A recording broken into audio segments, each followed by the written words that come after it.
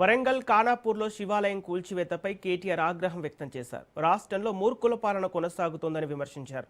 తెలంగాణ చరిత్ర, సంస్కృతి, అస్తిత్వంపై అవగాహన లేదన్నారు. వేల ఇళ్లను కర్కశంగా కూల్చివేశారని ధ్వజమెత్తారు. ఇప్పుడు వారసత్వ సంపదను కూడా వదలటం లేదని, వెంటనే శివాలయాన్ని పునరుద్ధరించాలని డిమాండ్ చేస్తున్నారు.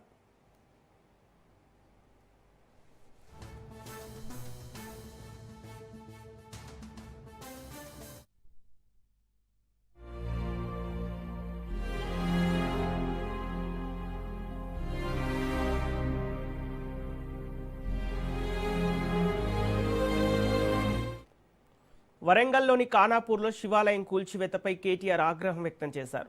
రాష్ట్రంలో మూర్ఖుల పాలన కొనసాగుతోందని విమర్శించారు. తెలంగాణ చరిత్ర, సంస్కృతి, అస్తిత్వంపై అవగాహన లేదన్నారు. వేల ఇళ్లను కర్కశంగా కూల్చివేశారని ధ్వజమెత్తారు. ఇప్పుడు వారసత్వ సంపదను కూడా వదలటం లేదని, వెంటనే శివాలయాన్ని పునరుద్ధరించాలని డిమాండ్ చేస్తున్నారు.